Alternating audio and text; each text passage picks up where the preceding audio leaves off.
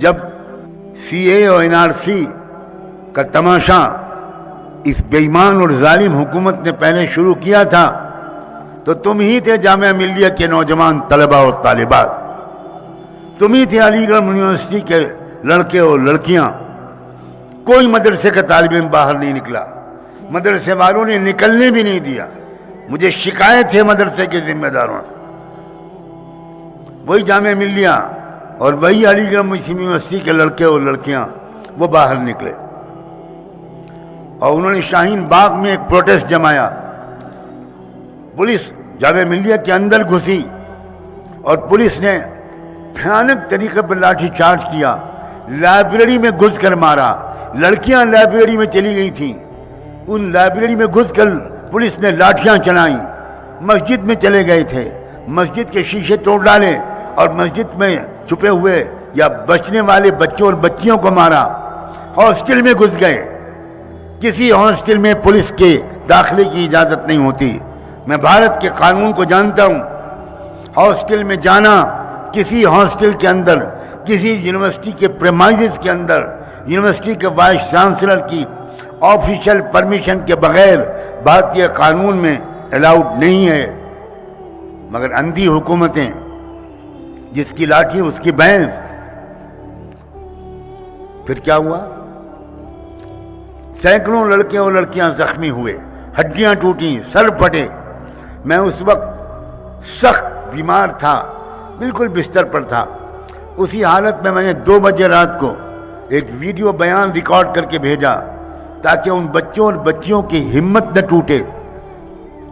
اور جیسے ہی میں بستر سے اٹھا اور ابھی پوری طرح ٹھیک نہیں ہوا تھا، میں فوراً دلی گیا اور دلی میں جا کر ایک ایک اسپتال کے ایک ایک بیڈ پر، ایک ایک روم میں جا کر ان تمام لڑکوں اور لڑکیوں کی مزاج پرسی کی۔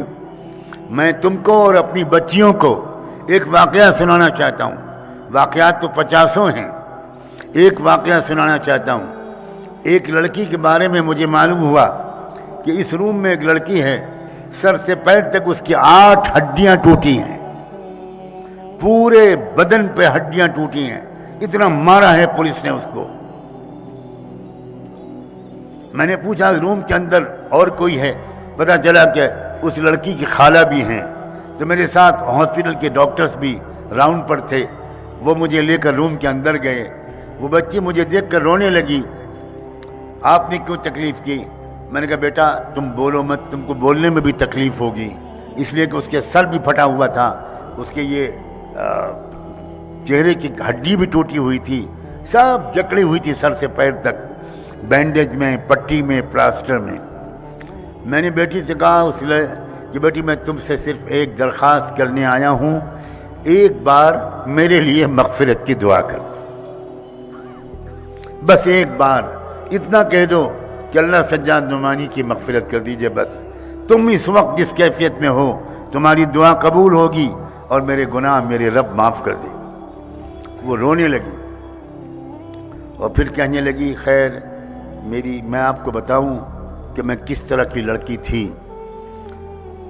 اس حادثے سے پہلے میں ایک وقت کی نماز بھی نہیں پڑھتی تھی، صرف رمضان میں کچھ نمازیں پڑھ لیتی تھی، باقی میں ایک وقت کی نماز بھی نہیں پڑھتی۔